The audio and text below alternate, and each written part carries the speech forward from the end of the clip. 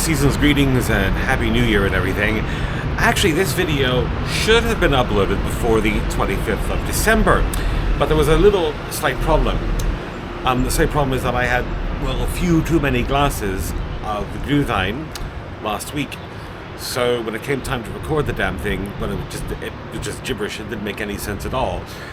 Had a good, actually, 3 days of holidaying. Luckily, no hangover. Anyway, I do want to talk about something that I know people have discussed before on other blogs, and I just want to give you my take on it. It's a word. Let me say the word first. Modifications. Yes, modifications. Now, there's different trains of thought about modifications. There's, for example, modifications to the bike itself. Before we get to cosmetic, let's talk about performance of the bike. This is actually quite a good thing because, well, it depends. There are some bikes, for example, just off the top of my head, let me think of, let's say, Harley Davidson. There are the 4 stages. And the 4 stages of modification to the engine, which you can read about on the internet, will improve the engine performance greatly. And very often, actually, if the modification is done well, you do get a much better performing bike. Now, saying that, there's a don't to doing that kind of modification. First of all, there's a friend of mine who owns a shop here, and they mainly service Yamaha, Suzuki's, and Kawasaki's, and the occasional Harley Davidson every now and again. And he says at least a few times a year, somebody will come into the shop trying to fix something. Not because the bike is broken. Well, initially it wasn't broken. But somebody decided to buy a modification kit and try it themselves and follow a video online on YouTube. Now, there's many YouTube videos that discuss how to do modifications to the engine. And the problem, though, is that while some of us can actually do it, there's many more people that can't do it. So you can actually end up in a situation where you make things worse. Either you're not connecting the O2 sensors or other sensors, and the bike is idling in a very odd way, and just where you should be getting more power, you're getting a lot less power. Because sometimes it's not just changing the ECU, because you also have to make sure that the ECU is programmed correctly. So I can give you an example. Not that long ago, there was somebody that I knew, and they decided to change the ECU, and they changed some other parts as well, but they didn't reprogram the ECU to compensate for the changes that they'd made. And they decided to do it themselves, and just ended up making the situation worse, where they, at the end of the day, had to pay someone to fix it for them.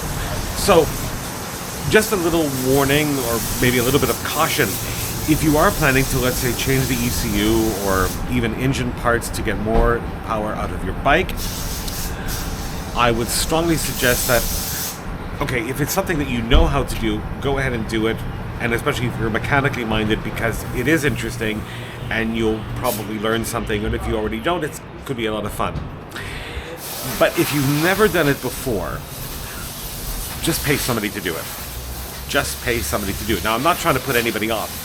I mean, changing an exhaust is one thing, but if you have to go into the fuel injection system and opening up the engine to change this valve or this cam or whatever the part it is, just make sure that you know what you're doing. And okay, sure, you people will say, well, there's a lot of videos online that will give you tutorials on how to do it.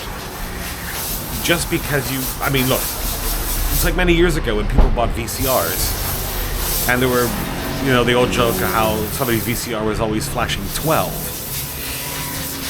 The instructions were clearly there, how to program the clock on the VCR, but people still weren't doing it correctly. So not everybody can do it. So don't get into something that you're not too sure about. Okay, that's one type of modification.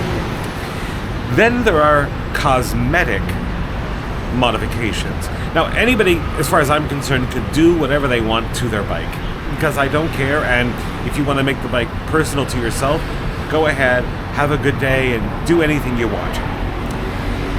But then you also have to sometimes consider, well, for example, let's say I did some modifications, and let's say, I don't know, 5 years down the road or 10 years down the road, I want to sell the bike.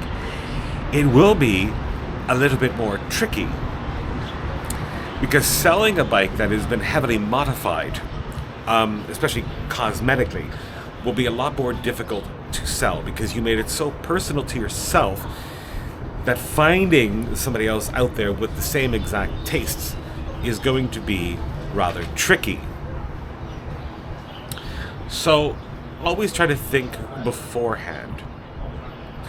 But again, if you're not planning to sell the bike anywhere in the future, go ahead and have fun. But I've known people that modified their bike so much to make it personal to them that when they actually tried to sell it, it was quite difficult. They were hearing things like, oh, I was a bike, a model that I was looking for, but I don't like what was done to the bike cosmetically, or bits that were added on and everything else. So yeah. Next type of modification are modifications for travel. Now, all my bikes have the capability to go touring with. And you may have seen in other videos bags that I have for each of the bikes that I own. But I try not to overdo it. I try to do it in a way so that at least if I'm not traveling, I can take the bags off and the bike looks relatively normal. And also, you don't want to spend too much and buy 1,001 gadgets that honestly you're not going to need. If you do that, you're just, you're somebody that shop assistants love, because they know that this person will buy anything. So yeah, I mean, if you're traveling and you're doing modifications for travel, just really think, is this something that you need? Or are you just buying it because you think that you need everything? And that isn't exactly the case every single time. Anyway, I want to find out what your thoughts are about modifications, either to the engine or cosmetic to the book. What am I saying? Book, I mean bike. Leave it in the comments section below. Like, comment, subscribe, and I'll see you soon.